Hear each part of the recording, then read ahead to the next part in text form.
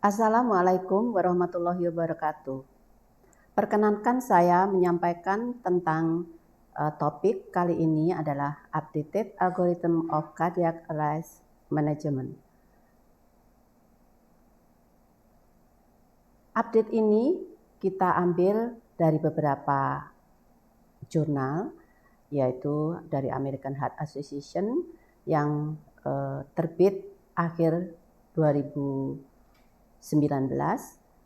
yang difokuskan kepada penggunaan airway, vasopressor, dan extracorporeal cardiopulmonary resuscitation during cardiac arrest. Pertama kali, marilah kita tilik tentang penggunaan back mask ventilation dibandingkan dengan endotracheal intubation. Meskipun back mask ventilation airway ini dulu-dulunya dianggap sebagai pertolongan pertama, kali ini American Heart Association maupun ASJ menganggap BM ventilation ini sudah cukup bisa digunakan pada segala macam setting cardiac arrest. Pada momen-momen di mana penolong masih belum mampu menggunakan airway yang lebih canggih. Dalam hal ini, pilihan yang berikutnya bolehlah digunakan suatu alat airway yang supraglottis, semisal laryngeal mask, ya, yang lebih mudah penggunaannya.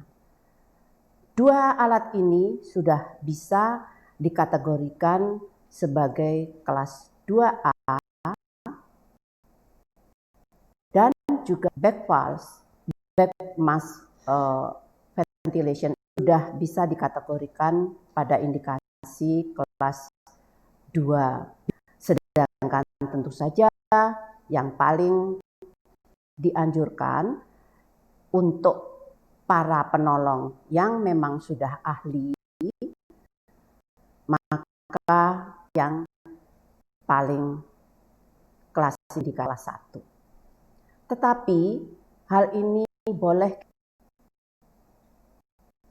pada pertolongan di musim pandemi ini. Kita lihat nanti berikutnya, ya.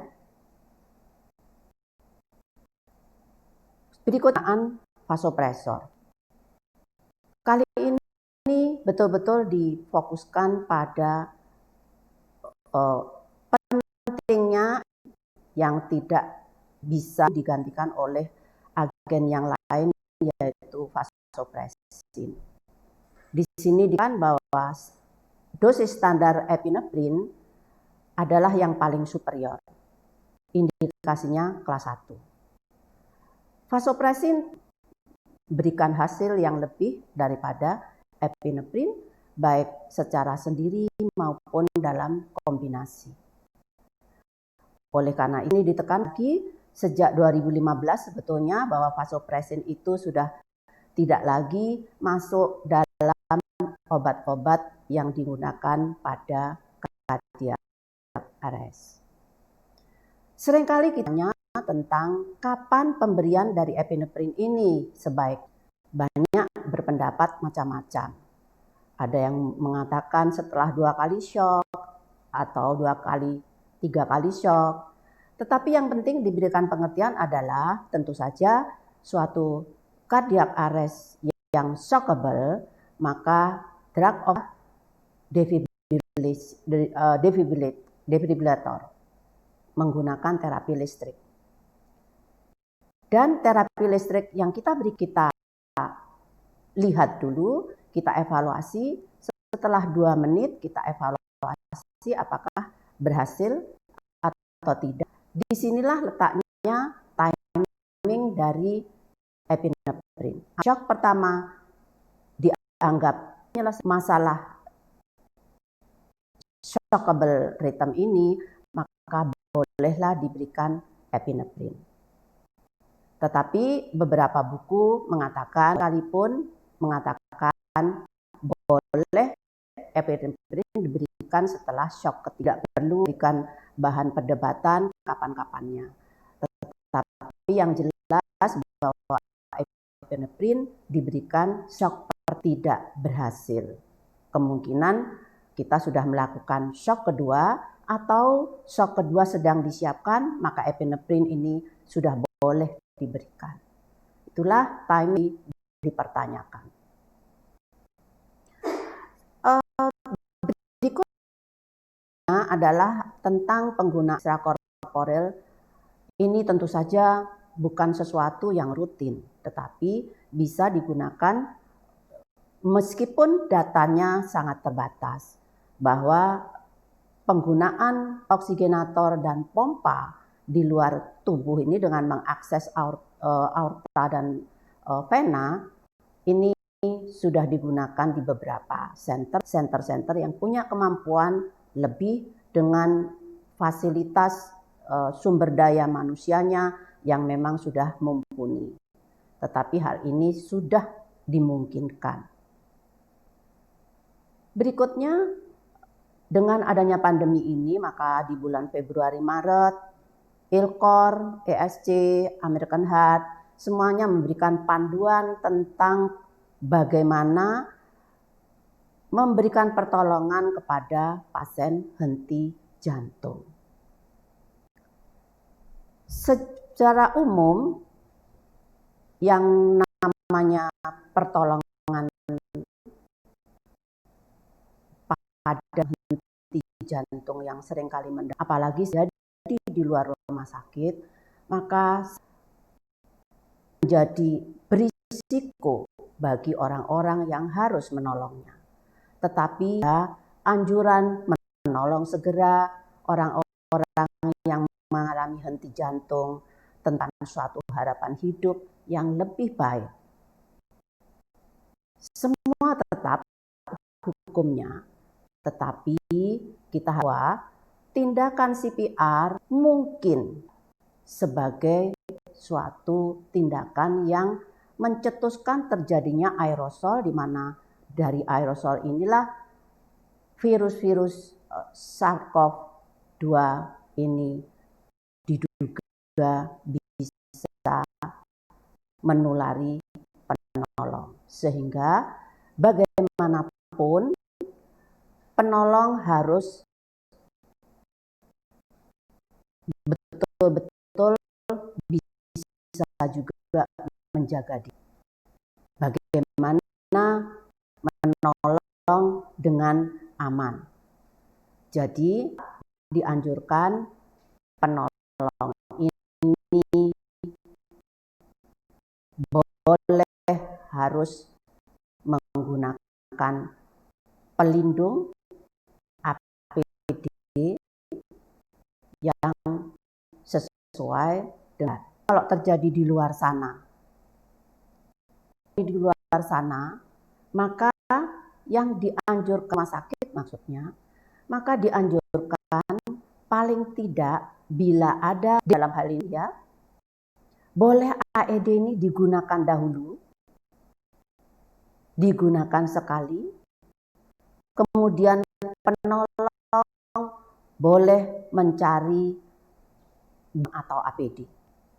Selanjutnya yang memang petugas tentu saja pakaian pelindung yang lebih. Tentang aerosol banyak meskipun terbatas bukti yang menyatakan bagaimana aerosol sebesar apa aerosol ini bisa ada untuk pasien-pasien yang mengalami henti jantung. Anjurannya sesegan pertolongan dan seaman mungkin bagi tetap perhatikan. Dari ILCOR mengatakan bahwa para penolong ini memang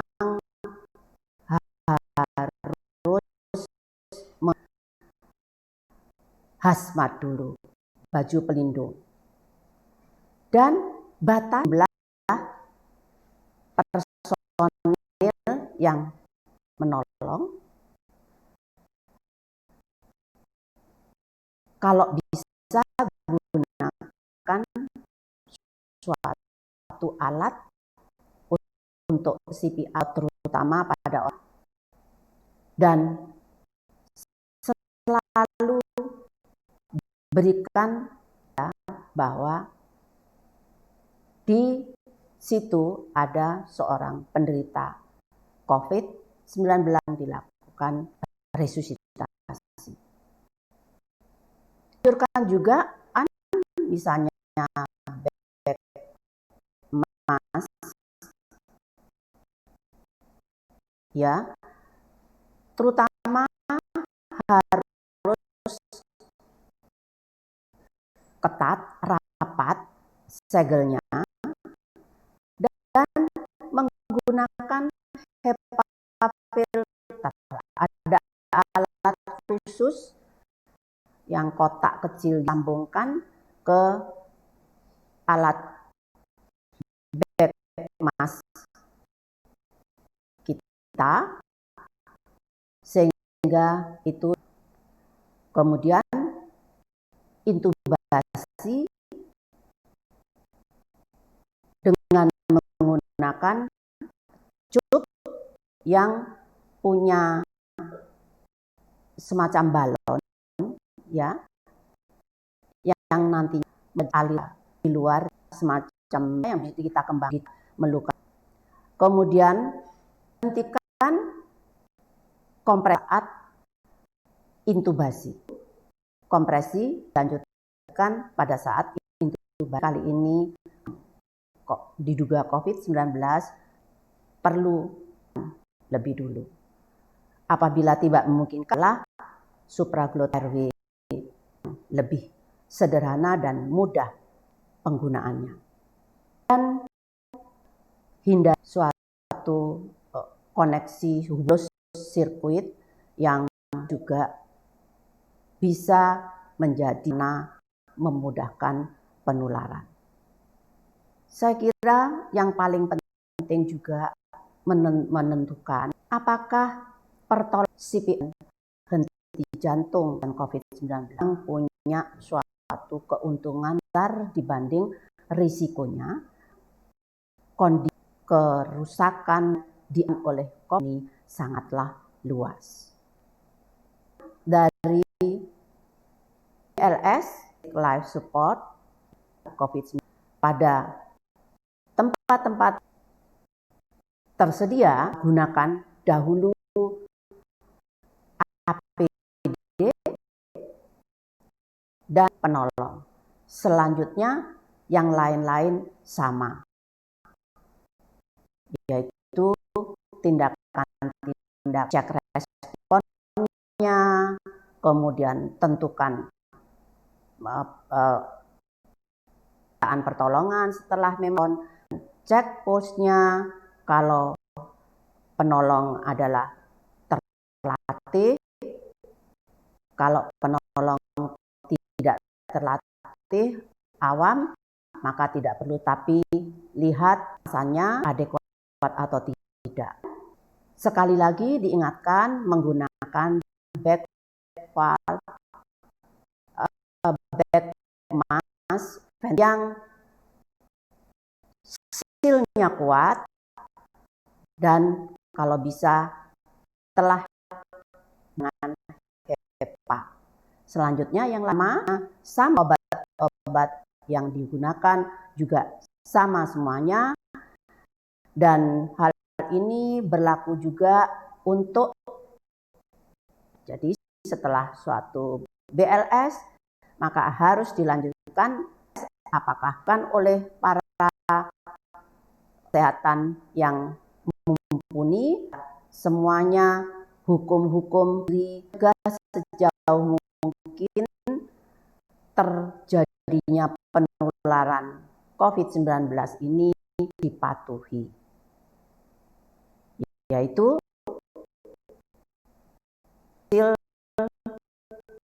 yang cepat dari bed masknya dan tersambung dengan ini Android, meskipun mungkin kita di Indonesia ini saya tidak yakin bed mask sudah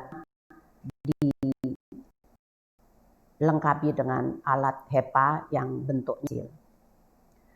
Saya kira hal-hal lain banyak lagi yang berbeda 2018. Jadi antara lain yaitu batasi personil. Kalau dahulu penolong 5-6 orang, kali ini seminimal mungkin. Batasi. Dianjurkan algoritma CPR, henti jantung pada musim pandemi ini. Mudah-mudahan apa yang saya sampaikan ada gunanya. Pandemi sudah hampir 1 tahun. Terima kasih.